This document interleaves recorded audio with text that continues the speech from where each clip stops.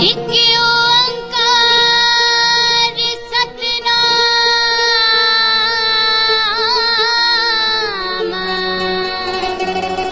करता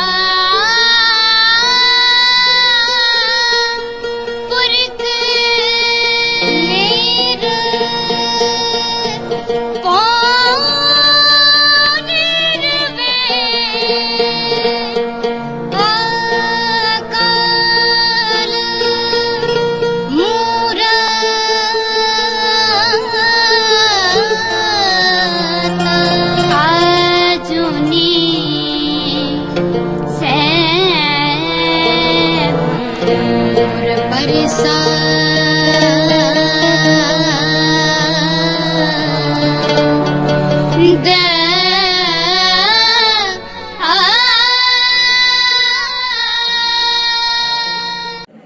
ਦਰਸ਼ਕੋ, ਕਰਤਾਰਪੁਰ ਕੋਰੀਡੋਰ ਦੇ ਵਿਸ਼ੇਸ਼ ਪ੍ਰੋਗਰਾਮ ਵਿੱਚ ਤੁਹਾਡਾ ਸਵਾਗਤ ਹੈ। ਜਿਵੇਂ ਤੁਹਾਨੂੰ ਪਤਾ ਹੈਗਾ, 29 ਜੂਨ ਤੋਂ ਪਾਕਿਸਤਾਨ ਸਰਕਾਰ ਨੇ ਫਿਰ ਪਾਕਿਸਤਾਨ ਵਾਲੀ ਸਾਈਡ ਤੋਂ ਕਰਤਾਰਪੁਰ ਕੋਰੀਡੋਰ ਖੋਲ੍ਹ ਦਿੱਤਾ ਹੈਗਾ। ਉਹਨਾਂ ਨੇ ਭਾਰਤ ਸਰਕਾਰ ਨੂੰ ਵੀ ਬੇਨਤੀ ਕੀਤੀ ਸੀ ਵੀ ਇੰਡੀਆ ਵਾਲੀ ਸਾਈਡ ਤੋਂ ਵੀ ਕੋਰੀਡੋਰ ਖੋਲ੍ਹ ਦਿਓ, ਪਰ ਅਜੇ ਤੱਕ ਇੱਕ ਤਾਂ ਸ਼ਾਇਦ ਕਰੋਨਾ ਦਾ ਪ੍ਰੋਬਲਮ ਹੈਗੀ ਜਾਂ ਕੁਛ ਹੋਰ ਐਡਮਿਨਿਸਟ੍ਰੇਟਿਵ ਕਾਰਨ ਹੈਗੇ ਆ, ਇੰਡੀਆ ਵਾਲੀ ਸਾਈਡ ਤੋਂ ਕੋਰੀਡੋਰ ਨਹੀਂ ਖੁੱਲ੍ਹ ਸਕਿਆ। ਖੈਰ ਕੋਈ ਗੱਲ ਨਹੀਂ, ਥੋੜ੍ਹੀ ਦੇਰ ਵਿੱਚ ਖੁੱਲ੍ਹ ਜਾਏਗਾ। ਹਾਲਾਤ ਵੀ ਇਸ ਤਰ੍ਹਾਂ ਦੇ ਹੈਗੇ ਆ। ਪਰ ਇੱਕ ਹੁਣ ਖੁਸ਼ੀ ਦੀ ਗੱਲ ਇਹ ਹੈਗੀ ਆ, ਡੇਰਾ ਬਾਬਾ ਨਾਨਕ ਬਾਰਡਰ 'ਤੇ ਜਿੱਥੋਂ ਕੋਰੀਡੋਰ ਸ਼ੁਰੂ ਹੁੰਦਾ ਹੈਗਾ, ਮਤਲਬ ਜਿੱਥੋਂ ਇਹ ਜਿਹੜੇ ਸ਼ਰਧਾਲੂ ਜਾਂਦੇ ਹੈਗੇ ਆ ਇੰਡੀਆ ਵਾਲੀ ਸਾਈਡ ਤੋਂ, ਇਮੀਗ੍ਰੇਸ਼ਨ ਵਗੈਰਾ ਕਲੀਅਰ ਕਰਾ ਕੇ ਪਾਕਿਸਤਾਨ ਸਾਈਡ ਐਂਟਰ ਹੁੰਦੇ, ਉੱਥੇ ਦੂਰਬੀਨ ਲੱਗੀ ਹੋਈ ਹੈਗੀ, ਉਹਨੂੰ ਦਰਸ਼ਨ ਸਥਲ ਕਹਿੰਦੇ ਹੈਗੇ ਆ। ਹੁਣ ਭਾਰਤ ਸਰਕਾਰ ਨੇ ਦਰਸ਼ਨ ਸਥਲ ਰਾਹੀਂ ਪਰਮਿਸ਼ਨ ਦੇ ਦਿੱਤੀ ਹੈਗੀ ਆ। ਮਤਲਬ ਜਦੋਂ ਕੋਰੀਡੋਰ ਨਹੀਂ ਖੁੱਲ੍ਹਿਆ ਸੀ ਉਹਦੇ ਤੋਂ ਪਹਿਲਾਂ ਸ਼ਰਧਾਲੂ ਗੁਰਦੁਆਰਾ ਕਰਤਾਰਪੁਰ ਸਾਹਿਬ ਦੇ ਦਰਸ਼ਨ ਦੂਰਬੀਨ ਰਾਹੀਂ ਲੱਗਦੇ ਸੀ। ਦੂਰਬੀਨ ਰਾਹੀਂ ਦੇਖਣ 'ਤੇ ਬਹੁਤ ਰੀਅਰ ਵਿਜ਼ਨ ਗੁਰਦੁਆਰਾ ਸਾਹਿਬ ਦਾ ਆਉਂਦਾ ਹੈਗਾ। ਹੁਣ ਇੱਕ ਪਟਿਆਲਾ ਤੋਂ ਰਾਈਟਰ ਹੈ, ਉਹਨਾਂ ਨੇ ਬਾਬਾ ਨਾਨਕ 'ਤੇ ਬੁੱਕ ਲਿਖੀ ਹੈ, ਸਭ ਤੋਂ ਵੱਡਾ ਸਤਿਗੁਰ ਨਾਨਕ। ਬਹੁਤ ਅੱਛੀ ਇਹ ਬੁੱਕ ਹੈਗੀ, ਬਾਬੇ ਨਾਨਕ ਦੀ ਮਿਸ਼ਨ ਫਿਲਾਸਫੀ ਹੈ। ਡਾਕਟਰ ਸਰਬਜੀਤ ਕੌਰ ਸੰਧਾਵਾਲੀਆ। ਕਿਹੜੇ ਸ਼ਬਦ ਲਿਆਵਾਂ ਤੈਨੂੰ ਅਰਪਣ ਲਈ, ਦਿਲ ਦੀ ਭੇਂਟ ਚੜਾਵਾਂ ਤੇਰੇ ਸਮਰਪਣ ਲਈ। ਸਾਡੇ ਲਈ ਸੱਚਖੰਡ ਤੋਂ ਆਇਆ ਸਾਹਿਬਾ ਤੂੰ, ਬੱਦਲ ਬਣ ਕੇ ਰੇਤ ਕਣਾਂ 'ਤੇ ਬਰਸਣ ਲਈ। ਤੇਰੇ ਕੋਮਲ ਹਿਰਦੇ ਨੂੰ ਸੀ ਤਰਸ ਪਿਆ, ਚਾਰ ਉਦਾਸੀਆਂ ਤੁਰਿਆ ਧਰਤ ਸਪਰਸ਼ਣ ਲਈ। ਮਾਨਵਤਾ ਕੁਰਬਾਨ ਤੇਰੇ ਉਪਕਾਰਾਂ ਤੋਂ, ਤੇਰਾ ਨਾਮ ਜ਼ਰੂਰੀ ਦਿਲ ਦੀ ਧੜਕਣ ਲਈ। ਇਹ ਹੈ ਬੁੱਕ ਤੁਹਾਨੂੰ ਲਿਖਿਆ ਡਾਕਟਰ ਸਰਬਜੀਤ ਕੌਰ ਸੰਧਾਵਾਲੀਆ ਜੀ ਨੇ। ਇਹਨਾਂ ਨਾਲ ਇਸ ਪ੍ਰੋਗਰਾਮ ਵਿੱਚ ਮੁਲਾਕਾਤ ਵੀ ਕਰਾਵਾਂਗੇ, ਇੰਟਰਵਿਊ ਵੀ ਕਰਾਵਾਂਗੇ। ਸਾਨੂੰ ਪਤਾ ਹੈਗਾ ਬਹੁਤ ਸਾਰੇ ਹੋਰ ਰਾਈਟਰਾਂ ਨੇ ਵੀ ਬਾਬੇ ਨਾਨਕ ਦੇ 550ਵੇਂ ਪ੍ਰਕਾਸ਼ ਪੁਰਬ ਦੇ ਸੰਬੰਧ ਵਿੱਚ ਕਰਤਾਰਪੁਰ ਕੋਰੀਡੋਰ 'ਤੇ ਵੀ ਬੁੱਕਸ ਲਿਖੀਆਂ ਹੈਗੀਆਂ। Professor shikara Singh Dhillon Leicester England 'ਚੋਂ ਲਿਖਿਆ ਹੈਗਾ। ਵਿਜੇ ਬੰਬੇਲੀ ਜੀ ਹੈਗੀ, ਉਹਨਾਂ ਨੇ ਵੀ ਇੱਕ ਬਹੁਤ ਅੱਛੀ ਕਿਤਾਬ ਲਿਖੀ 1947 ਦੀ ਭਾਰਤ ਜਿਹੜੀ ਬਣ ਕੇ। ਇਸ ਤਰ੍ਹਾਂ ਇਹ ਜਿਹੜਾ ਸਾਰਾ ਸਾਲ ਇਹ ਸਮਾਗਮ ਬਾਬੇ ਨਾਨਕ ਦੇ ਜਿਹੜੀਆਂ ਹੈਗੀਆਂ ਜੀਵਨ ਚਰਿੱਤਰ ਫਿਲਾਸਫੀ, ਉਹਨਾਂ ਦੀਆਂ ਸਿੱਖਿਆਵਾਂ, ਮੌਜੂਦਾ ਸਮੇਂ ਵਿੱਚ ਉਹਨਾਂ ਦੀਆਂ ਸਿੱਖਿਆਵਾਂ ਦੀ ਕੀ ਸਾਰਥਕਤਾ ਹੈਗੀ, ਇਹ ਸਾਰੀ ਗੱਲਬਾਤ ਬਹੁਤ ਡਿਟੇਲ ਵਿੱਚ ਅਸੀਂ ਚਰਚਾ ਕੀਤੀ ਸਰਬਜੀਤ ਕੌਰ ਸੰਧਾਵਾਲੀਆ ਜੀ ਨਾਲ। ਇਸੇ ਸੰਬੰਧ ਵਿੱਚ ਅਸੀਂ ਦਰਸ਼ਕੋ ਤੁਹਾਨੂੰ ਦੱਸਦੇ ਹਾਂ, ਅਸੀਂ ਆਨਲਾਈਨ ਗੱਲਬਾਤ ਕਰ ਰਹੇ ਹਾਂ ਡਾਕਟਰ ਸਰਬਜੀਤ ਕੌਰ ਸੰਧਾਵਾਲੀਆ ਜੀ। ਇਹਨਾਂ ਨੇ ਬਾਬਾ ਗੁਰੂ ਨਾਨਕ ਦੇਵ ਜੀ, ਉਹਨਾਂ ਦੀ ਫਿਲਾਸਫੀ ਤੇ ਸਿੱਖਿਆਵਾਂ ਤੇ ਇੱਕ ਬੁੱਕ ਲਿਖੀ ਹੈਗੀ ਆ, ਹੁਣੇ ਹੀ ਥੋੜ੍ਹੇ ਦਿਨ ਪਹਿਲਾਂ। ਅਸੀਂ ਬੁੱਕ ਬਾਰੇ ਵੀ ਗੱਲ ਕਰਾਂਗੇ, ਕਰਤਾਰਪੁਰ ਕੋਰੀਡੋਰ ਨਾਲ ਜਿਹੜਾ ਮੌਜੂਦਾ ਸਮਾਂ ਬਾਬੇ ਨਾਨਕ ਦੀਆਂ ਸਿੱਖਿਆਵਾਂ ਦੀ ਸਾਰਥਕਤਾ, ਉਹ ਵੀ ਗੱਲ ਕਰਾਂਗੇ।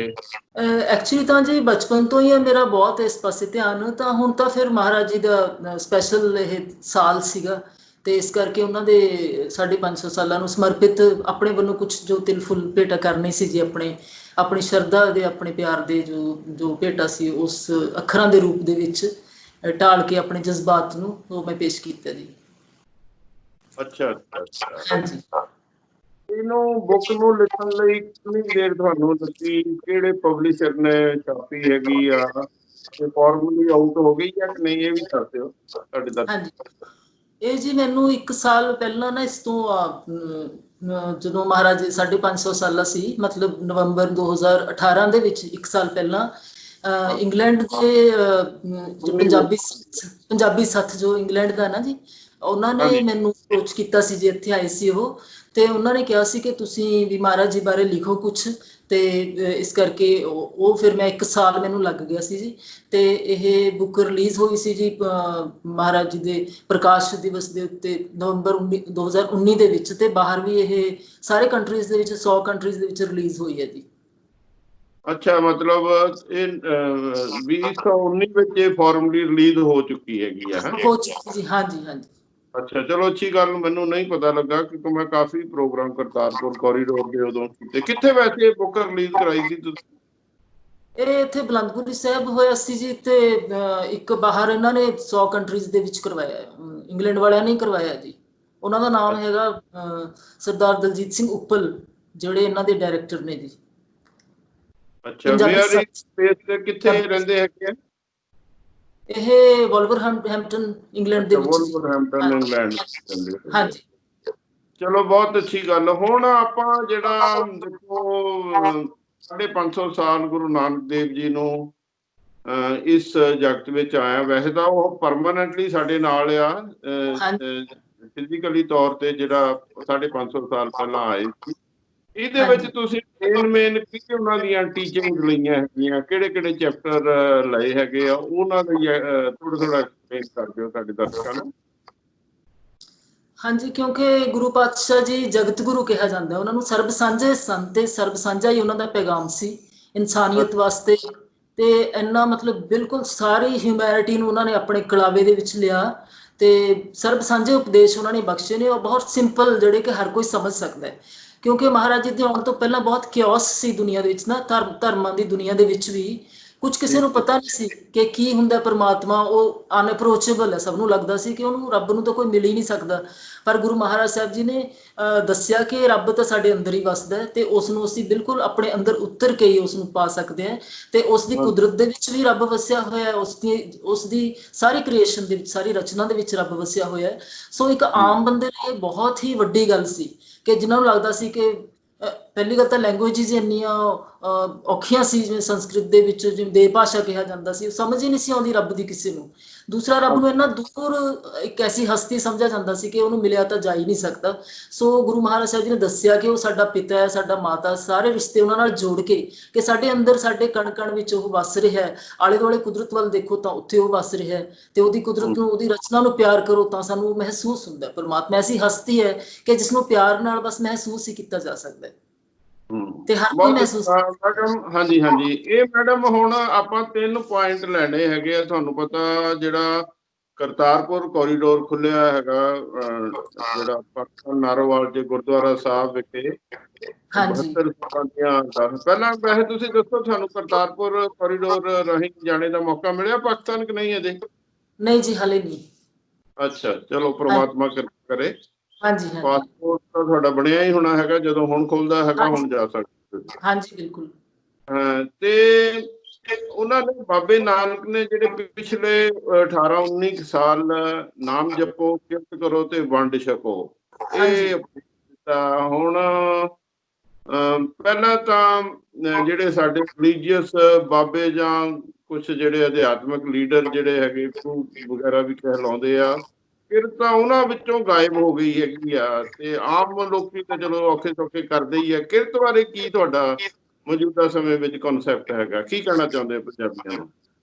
ਜੀ, ਕਿਰਤ ਤੋਂ ਬਿਨਾਂ ਤਾਂ ਕੁਛ ਵੀ ਨਹੀਂ ਹੈ, ਕਿਉਂਕਿ ਪਹਿਲਾ ਮਹਾਰਾਜ ਨੇ ਅਸੂਲ ਹੀ ਇਹ ਦੱਸਿਆ। ਕਿਉਂਕਿ ਪਹਿਲਾਂ ਜਿਹੜਾ ਵਿਹਲੜਾਂ ਦਾ ਸਮਾਜ ਸੀ ਨਾ, ਉਹ ਜਿਹੜੇ ਸਿੱਧਨਾਥ ਜੋਗੀ ਵਗੈਰਾ ਸਾਰੇ ਜਾ ਕੇ ਕੰਦਰਾਂ ਦੇ ਵਿੱਚ ਬੈਠ ਗਏ ਸੀ ਪਹਾੜਾਂ 'ਚ, ਤੇ ਗੁਰੂ ਮਹਾਰਾਜ ਸਾਹਿਬ ਜੀ ਨੇ ਜਾ ਕੇ ਉਹਨਾਂ ਨੂੰ ਤਾਂ ਉਪਦੇਸ਼ ਦਿੱਤਾ ਕਿ ਤੁਸੀਂ ਉਸ ਦੁਨੀਆ ਨੂੰ ਤਾਂ ਨਿੰਦਦੇ ਹੋ, ਉਹਨੂੰ ਤੁਸੀਂ ਛੱਡਿਆ ਜਿਹੜੀ ਕਿਰਤੀਆਂ ਦੀ ਦੁਨੀਆ ਹੈ, ਫਿਰ ਤੁਸੀਂ ਉਹਨਾਂ ਕੋਲੇ ਮੰਗ ਕੇ ਖਾਂਦੇ ਹੋ।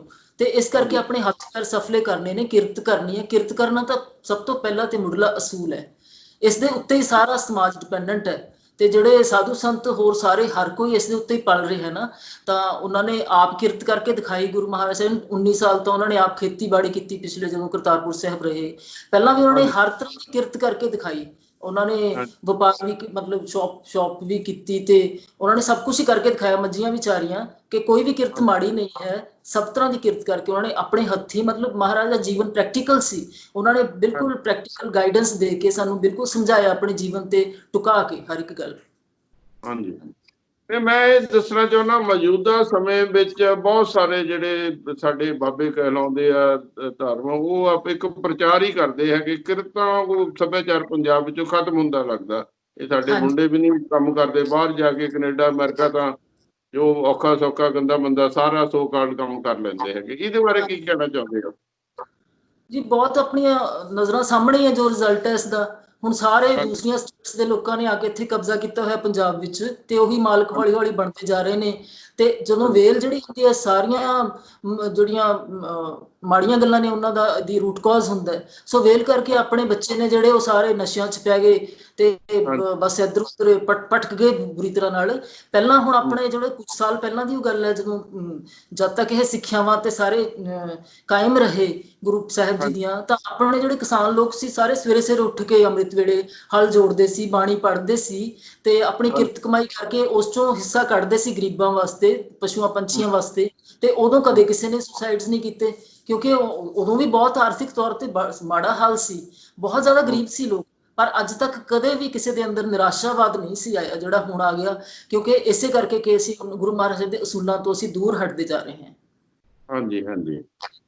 ਤੋ ਇਹਦੇ ਨਾਲ ਨਾਲ ਹੁਣ ਮੌਜੂਦਾ ਸਮੇਂ ਵਿੱਚ ਇਹ ਜਿਹੜੀਆਂ ਗੁਰੂ ਨਾਨਕ ਦੇਵ ਜੀ ਦੀਆਂ ਸਿੱਖਿਆਵਾਂ ਹੈਗੀ, ਤੁਸੀਂ ਜੋ ਬੁੱਕ ਵਿੱਚ ਵੀ ਲਿਖਿਆ ਹੋਏਗਾ, ਉਹਨਾਂ ਹਾਂਜੀ। ਦੀ ਰਿਵਾਈਵਲ ਲੋਕੀ ਕਿੰਨੇ ਕੁ ਫਿਰ ਦੁਬਾਰਾ ਸਿਮਰਨ ਨਾਲ, ਕਿਰਤ ਨਾਲ, ਜਾਂ ਵੰਡ ਕੇ ਛਕਣ। ਸਰ ਖੈਰ ਵੰਡ ਕੇ ਛਕਣ ਵਿੱਚ ਤਾਂ ਇਹ ਬਾਬੇ ਨਾਨਕ ਦੀ ਕਿਰਪਾ ਹੈਗੀ ਆ ਸਿੱਖ ਕੌਮ ਤੇ, ਹਾਂਜੀ। ਉਹਨਾਂ ਵਿੱਚ ਉਹਨਾਂ ਨੇ ਚੰਗਾ ਪੂਰੇ ਵਰਲਡ ਵਿੱਚ ਵੰਡ ਕੇ ਛਕਿਆ ਹੈਗੀ। ਦੋ ਪਹਿਲੀਆਂ ਚੀਜ਼ਾਂ ਸਲਾਈਟਲੀ ਮਿਸਿੰਗ ਹੋ ਗਈਆਂ ਹੈਗੀਆਂ, ਇਹਦੇ ਬਾਰੇ ਕੀ ਕਹਿਣਾ ਚਾਹੋਗੇ? ਐਕਚੁਅਲੀ ਜੀ ਗੁਰੂ ਮਹਾਰਾਜ ਸਾਹਿਬ ਜੀ ਦਾ ਜਿਹੜਾ ਉਪਦੇਸ਼ ਹੈ ਨਾ, ਉਹ ਸੰਪੂਰਨ ਹੈ, ਆਪਣੇ ਆਪ ਵਿੱਚ ਕੰਪਲੀਟ ਹੈ ਇਨ ਆਲ ਹਾਂਜੀ ਰਿਸਪੈਕਟਸ। ਉਹ ਬਾਹਰਲੀ ਆਪਣੇ ਸਰੀਰਕ ਤੌਰ ਤੇ ਵੀ ਮਿਹਨਤ ਕਰਨੀ ਹੈ, ਮਾਨਸਿਕ ਤੌਰ ਤੇ ਮਨ ਆਪਣਾ ਜੋੜਨਾ ਹੈ ਪ੍ਰਮਾਤਮਾ ਨਾਲ। ਤੇ ਜਿਹੜਾ ਹਾਂਜੀ ਜਿਹੜਾ ਪ੍ਰਮਾਤਮਾ ਨਾਲ ਜੁੜ ਗਿਆ ਨਾ, ਉਹ ਕਦੇ ਕੋਈ ਗਲਤ ਕੰਮ ਕਰ ਹੀ ਨਹੀਂ ਸਕਦਾ, ਉਹ ਉਸ ਦੀ ਰਚਨਾ ਨੂੰ ਕਦੇ ਦੁੱਖ ਦੇ ਨਹੀਂ ਸਕਦਾ। ਸੋ ਇਸ ਕਰਕੇ ਹਾਂਜੀ ਸਾਰੀ ਜਿਹੜੀਆਂ ਉਹਨਾਂ ਨੇ ਇਹਨਾਂ ਤਿੰਨਾਂ ਸਿਧਾਂਤਾਂ ਦੇ ਵਿੱਚ ਨਾ, ਨਾਮ ਜਪੋ, ਵੰਡ ਛਕੋ ਤੇ ਕਿਰਤ ਕਰੋ, ਇਹਦੇ ਵਿੱਚ ਸੁਸਾਇਟੀ ਸੋਸ਼ਲੀ ਮਤਲਬ ਵੰਡ ਛਕੋ ਹੋ ਗਿਆ, ਤੇ ਨਾਮ ਜਪੋ ਆਪਣੀ ਆਤਮਾ ਤੇ ਆਪਣੇ ਮਨ ਦੀ ਪਵਿੱਤਰਤਾ ਵਾਸਤੇ, ਤੇ ਜਿਹਦੇ ਨਾਲ ਆਪਾਂ ਕਦੇ ਵੀ ਮਾੜਾ ਕੰਮ ਕਰ ਹੀ ਨਹੀਂ ਸਕਦੇ। ਤੇ ਹਾਂਜੀ ਜਿਹੜਾ ਕਿਰਤ ਕਰੋ, ਉਹ ਤਾਂ ਹੈ ਹੀ ਹੈ ਜੀ, ਆਪਣੇ ਸਰੀਰ ਦੀ ਸਫਲਤਾ ਵਾਸਤੇ, ਆਪਣੇ ਹੱਥਾਂ ਪੈਰਾਂ ਦੀ ਸਫਲਤਾ ਵਾਸਤੇ। ਹੁਣ ਵੀ ਸਾਰੇ ਡਾਕਟਰਸ ਕਹਿੰਦੇ ਨੇ ਜੀ ਤੁਸੀਂ ਐਕਸਰਸਾਈਜ਼ ਕਰੋ, ਤੇ ਤੁਸੀਂ ਆਪਣਾ ਇਹੋ ਜਿਹੀ ਫੂਡ ਖਾਓ, ਨੈਚੁਰੋਪੈਥੀ ਤੇ ਆ ਰਹੇ ਨੇ। ਤੇ ਹੁਣ ਹਾਂਜੀ ਕੁਦਰਤ ਤੇ ਫੇਰ ਆ ਗਈ ਦੁਨੀਆ, ਜਿਹੜੇ ਮਹਾਰਾਜ ਨੇ ਇੰਨੇ 5 ਸਦੀਆਂ ਪਹਿਲਾਂ ਜੋ ਦੱਸਿਆ ਸੀ।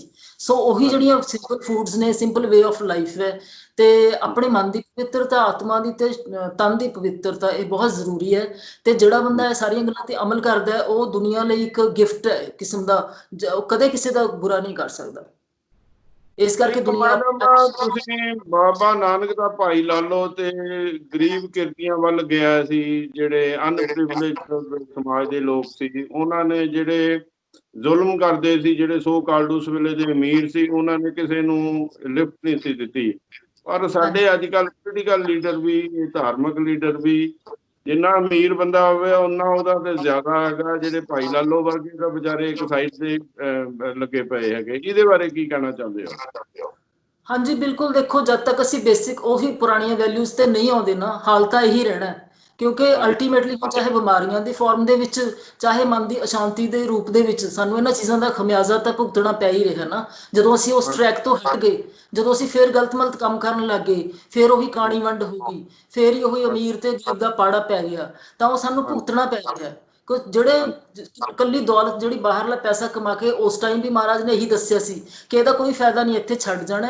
ਤੇ ਦੂਸਰਾ, ਇਹਦੇ ਨਾਲ ਆਪਣੇ ਮਨ ਦੀ ਸ਼ਾਂਤੀ ਬਹੁਤ ਖਰਾਬ ਹੁੰਦੀ ਹੈ, ਉਹ ਤੁਹਾਡੇ ਸਰੀਰ ਨੂੰ ਲੱਗਦਾ ਨਹੀਂ, ਤੁਹਾਨੂੰ ਵੀ ਬਿਮਾਰ ਕਰਦਾ। ਕਿਉਂਕਿ ਇਹ ਰੂਹ ਦੀ ਜਿਹੜੀ ਗੱਲ ਹੈ ਨਾ, ਉਹ ਤੁਹਾਨੂੰ ਚਾਹੇ ਨਾ ਦੇਖਣ 'ਚ ਲੱਗੇ, ਬੜੇ ਫਲਰਿਸ਼ ਕਰ ਰਹੇ ਨੇ ਲੋਕ ਜਿਹੜੇ ਗਲਤ ਕੰਮ ਕਰਦੇ ਨੇ, ਪਰ ਤੁਹਾਡੀ ਆਤਮਾ ਤੇ ਜਾ ਕੇ ਚੋਟ ਕਰਦੀ ਹੈ, ਤੇ ਅਲਟੀਮੇਟਲੀ ਤੁਸੀਂ ਆਤਮਿਕ ਤੌਰ ਤੇ ਬਿਮਾਰ ਹੋ ਜਾਂਦੇ ਹੋ। ਹਾਂ, ਬਹੁਤ ਅੱਛੀ ਗੱਲ ਹੈ। ਇੱਕ ਸਾਡਾ ਡਿਜ਼ਾਈਨਿੰਗ ਜਿੱਥੇ ਮੁਲਕ ਆ ਪਾਕਿਸਤਾਨ, ਇੱਥੇ ਤਾਂ ਚਲੋ ਸਾਡੇ ਬੜੇ ਧਾਰਮਿਕ ਸਥਾਨ ਹੈਗੇ ਆ, ਨਨਕਾਣਾ ਸਾਹਿਬ ਹੈ, ਬਾਬੇ ਨਾਨਕ ਦਾ ਜਨਮ ਸਥਾਨ, ਹੋਰ ਬਹੁਤ ਸਾਰੇ ਗੁਰਦੁਆਰੇ ਆ, ਕਰਤਾਰਪੁਰ ਸਾਹਿਬ। ਪਾਕਿਸਤਾਨ ਤਾਂ ਜਾਂ ਇਵਨ ਜਿਹੜੇ ਪਾਕਿਸਤਾਨੀ ਮੁਸਲਿਮਸ ਹੈਗੇ ਆ ਆਲ ਓਵਰ ਵਰਲਡ ਗਏ ਆ, ਉਹ ਬਹੁਤ ਬਾਬੇ ਨਾਨਕ ਨੂੰ ਫੋਲੋ ਕਰਦੇ ਸ਼ਰਤ ਅਤੇ ਉਤਸ਼ਾਹ ਨਾਲ। ਬਟ ਅਨਫੋਰਚੂਨੇਟਲੀ ਬਾਬੇ ਨਾਨਕ ਦੀ ਫਿਲਾਸਫੀ, ਐਕਟੀਵਿਸਟ ਨਾ ਹੋਰ ਧਾਰਮਿਕ ਸੰਸਥਾਵਾਂ ਪੂਰੇ ਵਰਲਡ ਵਿੱਚ ਪ੍ਰੋਜੈਕਟ ਨਹੀਂ ਕਰ ਸਕੀਆਂ ਜੋ ਉਹਨਾਂ ਦਾ ਪ੍ਰੇਮ ਪਿਆਰ ਦਾ, ਸ਼ਾਂਤੀ ਦਾ ਸੀ। ਇਹਦੇ ਉੱਤੇ ਕੀ ਕਹਿਣਾ ਚਾਹੁੰਦੇ ਹੋ? ਇਹ ਬਹੁਤ ਜ਼ਿਆਦਾ ਜ਼ਰੂਰੀ ਹੈ ਜੀ, ਕਿਉਂਕਿ ਦੇਖੋ ਲੰਗਰ ਵੀ ਲਾਉਣੇ ਠੀਕ ਨੇ, ਮਹਾਰਾਜ ਨੇ ਦੱਸਿਆ ਸੀ, ਪਰ ਜ਼ਿਆਦਾ ਜ਼ੋਰ ਹੁਣ ਇੱਧਰ ਹੀ ਹੋ ਗਿਆ ਸਾਰਾ। ਤੇ ਗੁਰੂ ਸਾਹਿਬ ਜੀ ਦੀ ਜਿਹੜੀ ਫਿਲਾਸਫੀ, ਉਹਨਾਂ ਦੀ ਬਾਣੀ ਬਾਰੇ ਬਹੁਤ ਘੱਟ ਗੱਲ ਹੁੰਦੀ ਹੈ। ਮੇਨ ਗੱਲ ਤਾਂ ਇਹ ਸੀ ਕਿ ਉਹਨਾਂ ਦਾ ਮੈਸੇਜ ਪਹੁੰਚਾਇਆ ਜਾਂਦਾ ਦੁਨੀਆ ਵਿੱਚ। ਉਹਨਾਂ ਦੇ ਜੋ ਉਹਨਾਂ ਦੀ ਬਾਣੀ ਦੇ ਜੋ ਟਾਈਟਲਸ ਨੇ, ਉਹਨਾਂ ਨੂੰ ਥਾਂ ਥਾਂ ਤੇ ਡਿਸਪਲੇ ਕੀਤਾ ਜਾਂਦਾ, ਉਹਦੀ ਐਕਸਪਲੇਨੇਸ਼ਨ ਕੀਤੀ ਜਾਂਦੀ, ਥੱਲੇ ਥੋੜਾ ਬਹੁਤ ਦੁਨੀਆ ਨੂੰ ਸਿਖਾਇਆ ਜਾਂਦਾ, ਉਹਨਾਂ ਦਾ ਜਿਹੜਾ ਮੈਸੇਜ ਸੀ ਉਹ ਸਾਰਿਆਂ ਨੂੰ ਕਨਵੇ ਕੀਤਾ ਜਾਂਦਾ।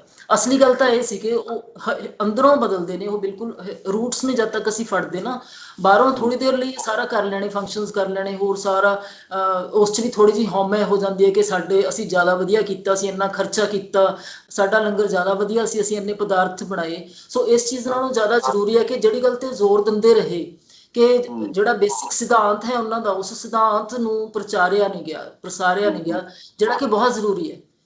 ਹਰ ਲੈਵਲ ਦੇ ਲੋਕਾਂ ਲਈ ਜ਼ਰੂਰੀ ਹੈ ਇਹ। ਹਾਂ, ਪੰਜਾਬ ਵਿੱਚ ਮੈਡਮ ਬੜਾ ਮੈਨੂੰ ਅਨਫੋਰਚੂਨੇਟਲੀ ਦੁੱਖ ਨਾਲ ਕਹਿਣਾ ਪੈਂਦਾ ਹੈਗਾ, ਬਹੁਤ ਟੂ ਮੱਚ ਕਮਰਸ਼ੀਅਲਿਜ਼ਮ ਹੋਈ ਹੈਗੀ ਆ। ਲੋਕੀ ਆਪਣੇ ਸਿੱਖੀ ਦੇ ਅਸੂਲਾਂ ਤੋਂ, ਬਾਬੇ ਨਾਨਕ ਦੀ ਬਾਣੀ ਜਾਂ ਫਿਲਾਸਫੀ ਤੋਂ ਕਾਫੀ ਪਰੇ ਹਟ ਗਏ ਹੈਗੇ ਆ। ਪਰ ਇਹਦੇ ਮੁਕਾਬਲੇ ਜਿਹੜੇ ਸਿੱਖਸ ਆ ਰੈਸਟ ਆਫ ਇੰਡੀਆ ਵਿੱਚ ਸਟੇਟਸ ਹੈਗੇ, ਉਹ ਅਜੇ ਵੀ ਪੰਜਾਬ ਦੇ ਸਿੱਖਾਂ ਨਾਲੋਂ ਕਾਫੀ ਜ਼ਿਆਦਾ ਸ਼ੁੱਧ ਹੈਗੇ। ਇਸ ਤਰ੍ਹਾਂ ਹੀ ਜਿਹੜੇ ਮੈਂ ਬਾਹਰਲੇ ਕੰਟਰੀ ਵਿੱਚ ਬਹੁਤ, ਇੰਗਲੈਂਡ, ਕੈਨੇਡਾ, ਅਮਰੀਕਾ, ਉੱਥੇ ਜਿਹੜੇ ਬਾਬੇ ਨਾਨਕ ਨੂੰ ਫੋਲੋ ਕਰਦੇ, ਉਹ ਬਹੁਤ ਸ਼ਿੱਦਤ ਨਾਲ, ਬਹੁਤ ਪਿਆਰ ਨਾਲ ਫੋਲੋ ਕਰਦੇ ਹੈਗੇ। ਇਹ ਪੰਜਾਬ ਵਿੱਚੋਂ ਇਹ ਕਿਉਂ ਮਾਈਨਸ ਸਿਸਟਮ ਹੁੰਦਾ ਨਜ਼ਰ ਆਇਆ ਹੈਗਾ ਤੁਹਾਨੂੰ? ਇਹੀ ਸਮਝ ਲਓ ਜੀ, ਜਦੋਂ ਆਪਾਂ ਨੂੰ ਕੋਈ ਚੀਜ਼ ਬੜੀ ਈਜ਼ੀਲੀ ਅਵੇਲੇਬਲ ਹੋ ਜਾਂਦੀ ਹੈ ਨਾ, ਫਿਰ ਬੰਦੇ ਨੂੰ ਉਹਦੀ ਵੈਲਿਊ ਕਰਦੀ ਨਹੀਂ। ਕਿਉਂਕਿ ਹੁਣ ਜੇ ਆਪਾਂ ਬਾਹਰਲੇ ਕੰਟਰੀਜ਼ ਜਾਈਏ, ਇੰਨਾ ਜ਼ਿਆਦਾ ਲੋਕਾਂ ਦੇ ਵਿੱਚ ਦਰਦ ਹੈ ਆਪਣੇ ਵਿਰਸੇ ਪ੍ਰਤੀ, ਇੰਨੀ ਜ਼ਿਆਦਾ ਤੜਪ ਹੈ, ਇਸੇ ਕਰਕੇ ਹੈ ਕਿ ਇੱਥੋਂ ਟੁੱਟ ਗਏ ਹੋਏ ਨੇ ਹੁਣ। ਤੇ ਜਿਹੜੇ ਹੁਣ ਹਜ਼ੂਰ ਸਾਹਿਬ, ਸਾਰੇ ਕੋਈ ਵੀ ਐਸਾ ਬੰਦਾ ਨਹੀਂ ਜਿਹੜਾ ਕਿੱਸਾਧਾਰੀ ਨਾ ਹੋਵੇ। ਤੇ ਇਸੇ ਕਰਕੇ ਜਿਹੜੀਆਂ ਬਾਹਰਲੀਆਂ ਸਟੇਟਸ ਨੇ ਨਾ, ਉਹਨਾਂ ਨੇ ਸਿਵਲੀਕਰਨ ਬਾਰੇ ਦੇਖ ਲਓ, ਇੰਨੀਆਂ ਮੁਸ਼ਕਿਲਾਂ ਦੇ ਬਾਵਜੂਦ ਵੀ ਉਹਨਾਂ ਨੇ ਅੱਜ ਤੱਕ ਸਿੱਖੀ ਨੂੰ ਸੰਭਾਲ ਕੇ ਰੱਖਿਆ ਹੋਇਆ ਹੈ। ਕਿਉਂਕਿ ਜਿਹੜੀਆਂ ਲੋੜਾਂ ਨੇ ਨਾ ਜੀ, ਇਹ ਜਦੋਂ ਆਪਾਂ ਜ਼ਰੂਰਤ ਤੋਂ ਵੱਧ ਜਦੋਂ ਸੁਖ ਰਹਿਣੇ ਹੋ ਜਾਈਏ, ਫਿਰ ਆਪਾਂ ਨੂੰ ਉਹ ਅਹਿਸਾਸ ਨਹੀਂ ਰਹਿੰਦੇ। ਹੁਣ ਜਦੋਂ ਆਪਣੀ ਕੌਮ ਜੰਗਲਾਂ ਦੇ ਵਿੱਚ ਰਹਿੰਦੀ ਸੀ, ਪੱਤਾ ਪੱਤਾ ਵੈਰੀ ਸੀ, ਉਸ ਟਾਈਮ ਵੀ ਉਹਨਾਂ ਨੇ ਧਰਮ ਨਹੀਂ ਹਾਰਿਆ, ਉਸ ਟਾਈਮ ਵੀ ਬਚਾ ਕੇ ਰੱਖਿਆ ਆਪਣੇ ਆਪ ਨੂੰ। ਪਰ ਹੁਣ ਕਿਉਂਕਿ ਇਹਨਾਂ ਨੂੰ ਇੰਨਾ ਐਸ਼ਵਰਜ ਜਦੋਂ ਪੈ ਜਾਂਦਾ ਨਾ ਬੰਦੇ ਨੂੰ, ਉਹਨੂੰ ਫਿਰ ਉਹ ਆਪਣੀਆਂ ਕੀਮਤਾਂ ਤੋਂ ਬੰਦਾ ਦੂਰ ਹੁੰਦਾ ਜਾਂਦਾ। ਸੋ ਥੋੜਾ ਜਿਹਾ ਝਟਕਾ ਹੁਣ ਇਹਨਾਂ ਨੂੰ ਲੱਗੂਗਾ, ਜਦੋਂ ਹੁਣ ਦਿਸ ਰਿਹਾ ਕਿ ਸਾਰਾ ਕੁਝ ਹੱਥੋਂ ਖਿਸਕਦਾ ਜਾ ਰਿਹਾ ਹੈ। ਅਲਟੀਮੇਟਲੀ ਤਾਂ ਉੱਥੇ ਹੀ ਆਉਣਗੇ। ਪਰ ਚੰਗਾ ਜੇ ਚੰਗੇ ਵੇਲੇ ਆਪਣੇ ਆਪ ਨੂੰ ਸੰਭਾਲ ਲੈਣ ਤੇ ਮਹਾਰਾਜ ਸਾਹਿਬ ਜੀ ਦੀਆਂ ਸਿੱਖਿਆਵਾਂ ਤੇ ਫਿਰ ਦੁਬਾਰਾ ਆਪਣੇ ਆਪ ਨੂੰ ਰਿਵਾਈਜ਼ ਕਰਨ ਆਪਣੇ ਅੰਦਰ ਉਸ ਚੀਜ਼ ਨੂੰ, ਕਿਉਂਕਿ ਉਹੀ ਸਮਾਂ ਆਉਂਦਾ ਜਾ ਰਿਹਾ ਜੋ ਮਹਾਰਾਜ ਦੇ ਸਮੇਂ ਸੀ ਪਹਿਲਾਂ ਜੋ ਵਰਤ ਰਿਹਾ ਸੀ ਰਾਜਨੀਤਿਕ ਤੌਰ ਤੇ। ਮੈਡਮ ਮੈਂ ਬੜੇ ਥੋੜਾ ਜਿਹਾ ਫਿਰ ਦੁੱਖ ਨਾਲ ਗੱਲ ਕਰਨੀ ਚਾਹੁੰਦਾ ਹੈਗਾ। 25-30 ਸਾਲ ਪਹਿਲਾਂ, ਸਭ ਤੋਂ ਪਹਿਲਾਂ ਜਦੋਂ ਮੈਂ ਇੰਗਲੈਂਡ ਗਿਆ, ਤੇ ਉੱਥੇ ਮੈਂ ਸਟ੍ਰੈਟਫੋਰਡ ਜਗ੍ਹਾ, ਵਿਲੀਅਮ ਸ਼ੇਕਸਪੀਅਰ ਜਿਹੜਾ 500 ਸਾਲ ਪਹਿਲਾਂ ਸੀ, ਬੜੇ ਅੱਛੇ ਜਿਹੜੇ ਹੈਗੇ ਆ, ਉਹਨੇ ਨਾਟਕ ਡਰਾਮੇ ਵਗੈਰਾ ਲਿਖੇ, ਤੁਹਾਨੂੰ ਪਤਾ ਲਿਟਰੇਚਰ ਵਿੱਚ ਬੜਾ ਨਾਂ ਹੈਗਾ। ਉਹਦਾ ਜਿਹੜਾ ਸਟ੍ਰੈਟਫੋਰਡ ਇੰਗਲੈਂਡ ਵਿੱਚ ਹੂ ਘਰ ਐ ਸੱਚ ਪ੍ਰੀਜ਼ਰਵਡ ਹੈਗਾ, ਮਤਲਬ ਜਿਨ੍ਹਾਂ ਬਰਤਨਾਂ ਵਿੱਚ ਉਹ ਖਾਣਾ ਖਾਂਦੇ ਸੀ।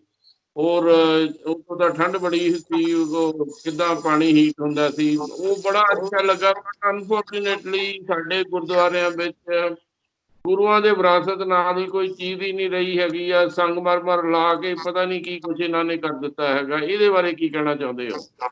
ਬਹੁਤ ਜ਼ਿਆਦਾ ਦੁਖਦਾਇਕ ਗੱਲ ਹੈ ਜੀ ਇਹ। ਸਾਰਿਆਂ ਦੇ ਹਿਰਦੇ ਬੜੇ ਵਲੂੰਦਰੇ ਜਾਂਦੇ ਨੇ ਜਦੋਂ ਪਤਾ ਚੱਲਦਾ ਹੈ ਕਿ ਜੋ ਵੀ ਸਾਡੀਆਂ ਵਿਰਾਸਤੀ ਨਿਸ਼ਾਨੀਆਂ ਸੀ, ਕਿਸ ਤਰੀਕੇ ਨਾਲ ਉਹਨਾਂ ਦਾ ਉਜਾੜਾ ਹੋਇਆ ਹੈ। ਤੇ ਹੋ ਸਕਦਾ ਇਹਨਾਂ ਨੂੰ ਇਸ ਚੀਜ਼ ਦਾ ਅਹਿਸਾਸ ਨਾ ਹੋਵੇ ਜਾਂ ਸੋਚਦੇ ਹੋਣ ਕਿ ਅਸੀਂ ਉਹਨੂੰ ਬਹੁਤ ਵਧੀਆ ਚੰਗੀ ਤਰ੍ਹਾਂ ਬਣਾ ਰਹੇ ਹਾਂ, ਪਰ ਇਹ ਜਿਹੜੀ ਉਹਦੀ ਸਪਿਰਿਟ ਹੈ ਨਾ, ਅੰਦਰੋਂ ਰੂਹ ਤਾਂ ਚਲੀ ਗਈ ਨਾ ਅੰਦਰੋਂ। ਜਿਵੇਂ ਚਮਕੌਰ ਦੀ ਜੋ ਕੱਚੀ ਗੜੀ ਸੀ, ਹੁਣ ਹੈ ਹੀ ਨਹੀਂ ਉਹ। ਜਿਹੜਾ ਦਰਖਤ ਸਰਹੰਦ ਦੇ ਵਿੱਚ ਜਿੱਤੇ ਚੜ ਕੇ ਮੋਤੀ ਰਾਮ ਮਹਿਰਾ ਨੇ ਦੁੱਧ ਚੁਕਾਇਆ ਸੀ ਸਾਹਿਬਜ਼ਾਦੇ ਨੂੰ, ਉਹ ਦਰਖਤ ਵੱਢ ਦਿੱਤਾ ਗਿਆ। ਦੁਖਨਿਵਾਰਨ ਸਾਹਿਬ ਪਟਿਆਲਾ ਅਸੀਂ ਜਾਂਦੇ ਹੁੰਦੇ ਸੀ, ਉਹ ਦਰਖਤ ਜਿਹੜਾ ਇਤਿਹਾਸਕ ਬੋਹੜ ਦਾ ਦਰਖਤ ਜਿਹਦੇ ਥੱਲੇ 9ਵੇਂ ਪਾਤਸ਼ਾਹ ਜੀ ਬਿਰਾਜੇ ਸੀ, ਉਹ ਦਰਖਤ ਵੱਢ ਦਿੱਤਾ ਗਿਆ। ਸੋ ਪਤਾ ਨਹੀਂ ਕਿਉਂ ਕਿਸ ਤਰ੍ਹਾਂ ਇਹਨਾਂ ਦੇ ਦਿਲ ਹੋਏ ਹੋਏ ਨੇ, ਸਮਝ ਨਹੀਂ ਆਉਂਦੀ ਕਿ ਇਹਨਾਂ ਨੂੰ ਕਿਉਂ ਨਹੀਂ ਦਰਦ ਹੁੰਦਾ। ਆਪਾਂ ਤਾਂ ਕੁਰਬਾਨ ਜਾਂਦੇ ਹਾਂ ਗੁਰੂ ਮਹਾਰਾਜ ਸਾਹਿਬ ਦੀ ਕਿਸੇ ਦੀ ਵੀ ਨਿਸ਼ਾਨੀ ਤੇ ਬਾਹਰਲੇ ਲੋਕ ਜਦੋਂ ਉਹਨਾਂ ਕੋਲ ਇੰਨਾ ਕੰਟੈਂਟ ਵੀ ਨਹੀਂ ਹੈ, ਉਹ ਖੁਦ ਕਹਿੰਦੇ ਨੇ ਕਿ ਸਾਡੇ ਕੋਲ ਕੰਟੈਂਟ ਇੰਨਾ ਤਕੜਾ ਨਹੀਂ ਹੈ, ਸਾਡੇ ਕੋਲ ਭਾਂਡੇ ਬਹੁਤ ਵਧੀਆ ਨੇ। ਪਰ ਤੁਹਾਡੇ ਕੋਲੇ ਭਾਂਡੇ ਤਾਂ ਵਧੀਆ ਦਿਸਦੇ ਨੇ, ਤੁਹਾਡੇ ਕੋਲ ਕੰਟੈਂਟ ਬਹੁਤ ਵਧੀਆ, ਪਰ ਤੁਸੀਂ ਉਹਨੂੰ ਪਰੋਸਣਾ ਨਹੀਂ ਤੁਹਾਨੂੰ ਆਉਂਦਾ। ਸੋ ਸਾਨੂੰ ਪ੍ਰੋਜੈਕਟ ਨਹੀਂ ਕਰਨਾ ਹੈ, ਨਹੀਂ ਤਾਂ ਇਹ ਇੱਕ ਵਰਲਡ ਰਿਲੀਜਨ ਹੈ। ਜਿਹੜਾ ਸਿੱਖੀਜ਼ਮ ਹੈ ਨਾ, ਇੱਕ ਖਾਸ ਇੱਕ ਪਰਟੀਕੂਲਰ ਮਜ਼ਹਬ, ਇੱਕ ਪਰਟੀਕੂਲਰ ਜਿਹੜੀ ਸ਼੍ਰੇਣੀ ਹੈ ਉਸ ਦਾ ਧਰਮ ਨਹੀਂ ਹੈ। ਇਹ ਸਾਰੀ ਹਿਊਮੈਨਿਟੀ ਦਾ, ਸਾਰੀ ਇਨਸਾਨੀਅਤ ਦਾ ਧਰਮ ਹੈ। ਤੇ ਇਹਨੂੰ ਤਾਂ ਸਾਰੀ ਦੁਨੀਆ ਤੇ ਛਾ ਜਾਣਾ ਚਾਹੀਦਾ ਸੀ, ਸਭ ਨੂੰ ਇਹਨੂੰ ਅਡਾਪਟ ਕਰ ਲੈਣਾ ਚਾਹੀਦਾ ਸੀ। ਜਿਹੜਾ ਕੋਈ ਸੱਚਮੁੱਚ ਇਸ ਨੂੰ ਸਮਝ ਸਕਦਾ ਨਾ, ਉਹ ਇੱਕਦਮ ਉਹ ਕਨਵਰਟ ਹੋ ਜਾਂਦਾ, ਆਪਣੇ ਆਪ ਨੂੰ ਇੱਧਰ ਨੂੰ ਕਰ ਲੈਂਦਾ ਹੈ। ਪਰ ਸਾਡੀ ਇਹ ਦੁਖਾਂਤ ਹੈ ਕਿ ਅਸੀਂ ਇਸ ਨੂੰ ਠੀਕ ਤਰ੍ਹਾਂ ਨਾਲ ਪ੍ਰੈਜ਼ੈਂਟ ਨਹੀਂ ਕਰ ਸਕੇ। ਇੱਕ ਜਿਹੜੀਆਂ ਤੁਹਾਨੂੰ ਪਤਾ ਬਾਬੇ ਨਾਨਕ ਦੀਆਂ ਜਿਹੜੀਆਂ ਅਸੀਂ ਉਦਾਸੀਆਂ ਕਹਿ ਦਿੰਦੇ ਹਾਂ, ਅੰਗਰੇਜ਼ੀ ਵਿੱਚ ਟਰੈਵਲ ਕਹਿ ਦਿੰਦੇ ਹੈਗੇ, ਉਹਨਾਂ ਨੇ ਈਸਟ ਵੈਸਟ ਨਾਰਥ ਸਾਊਥ ਕੀਤਾ। ਮੇਰੇ ਖਿਆਲ ਉਹਦੇ ਵਿੱਚ ਵੀ ਬਹੁਤ ਰਿਸਰਚ ਦੀ ਜ਼ਰੂਰਤ ਹੈਗੀ ਆ। ਇਹ ਵੀ ਅਜੇ ਜਿੰਨੇ ਹਿਸਟੋਰੀਅਨ ਨੇ ਕੀਤਾ ਹੈਗਾ, ਕੋਈ ਕਹਿੰਦਾ ਇਸ ਰੂਟ ਤੇ ਬਾਬਾ ਨਾਨਕ ਗਿਆ, ਕੋਈ ਕਹਿੰਦਾ ਇਸ ਰੂਟ ਤੇ। ਪਿੱਛੇ ਜੇ ਇੱਕ ਦਿੱਲੀ ਦੇ ਹਿਸਟੋਰੀਅਨ ਸੀ, ਉਹਨਾਂ ਨਾਲ ਮੈਨੂੰ ਮੁਲਾਕਾਤ, ਉਹ ਕਹਿੰਦੇ ਟਰਕੀ ਤਾਈਂ ਵੀ ਬਾਬਾ ਨਾਨਕ ਗਏ, ਉੱਥੇ ਵੀ ਉਹ ਇੱਕ ਉਹਨਾਂ ਦੀ ਲੈਂਗੁਏਜ ਵਿੱਚ ਉਹ ਲਿਖਿਆ ਹੈਗਾ ਬਾਬੇ ਨਾਨਕ ਦਾ ਰੈਫਰੈਂਸ। ਇਸ ਤਰ੍ਹਾਂ ਹੀ ਇੱਧਰ ਜਿਹੜਾ ਰਸ਼ੀਆ ਵਿੱਚ ਤਜ਼ਾਕਿਸਤਾਨ, ਇਹ ਤਾਂ ਬੜਾ ਲੰਬਾ ਰੂਟ ਹੈਗਾ। ਤੁਸੀਂ ਆਪਣੀ ਜਿਹੜੀਆਂ ਬੁੱਕ ਵਿੱਚ ਟਰੈਵਲ ਬਾਰੇ ਰਿਸਰਚ ਕੀਤੀ ਹੈ? ਹਾਂਜੀ, ਦੇਖੋ ਗੁਰੂ ਮਹਾਰਾਜ ਸਾਹਿਬ ਜੀ ਨੇ ਨਾ, ਜਿਵੇਂ ਭਾਈ ਗੁਰਦਾਸ ਜੀ ਨੇ ਲਿਖਿਆ, 9 ਖੰਡ ਪ੍ਰਿਥਵੀ ਸੱਚਾ ਢੋਆ। ਜਦੋਂ ਤੱਕ ਉਦੋਂ 9 ਖੰਡ ਸੀਗੇ ਪ੍ਰਿਥਵੀ ਦੇ, ਧਰਤੀ ਦੇ ਨਾ 9 ਕੰਟੀਨੈਂਟਸ ਸੀ ਉਸ ਟਾਈਮ। ਉਹਨਾਂ ਨੇ ਕੋਈ ਜਗ੍ਹਾ ਛੱਡੀ ਨਹੀਂ, ਹਰ ਥਾਂ ਦੇ ਉੱਤੇ ਗੁਰੂ ਮਹਾਰਾਜ ਸਾਹਿਬ ਜੀ ਗਏ ਨੇ, ਜਿੱਥੇ ਜਿੱਥੇ ਵੀ ਹਿਊਮਨ ਪੋਪੂਲੇਸ਼ਨ ਸੀ ਜਾਂ ਨਹੀਂ ਵੀ ਸੀ। ਈਵਨ ਜਿਹੜੇ ਮਤਲਬ ਇਹ ਹੈ ਕਿ ਜਿਹੜੇ ਟਰੀਜ਼ ਤੇ ਜਿਹੜੇ ਜੰਗਲ ਸੇ ਫੋਰੈਸਟ ਨੇ, ਹੁਣ ਸਾਰੀ ਰਿਸਰਚ ਹੈ ਜੀ, ਮੇਰਾ ਬੇਸਿਕ ਸਬਜੈਕਟ ਬੋਟਨੀ ਹੈ। ਸੋ ਮੈਂ ਰਿਸਰਚ ਕੀਤੀ ਹੈ ਕਿ ਪਲਾਂਟਸ ਨੇ ਜਿਹੜੇ ਪੂਰੀ ਤਰ੍ਹਾਂ ਸੈਂਸਿਟਿਵ ਅੰਦਰ ਸਾਰਾ ਸਮੇਟਦੇ ਨੇ।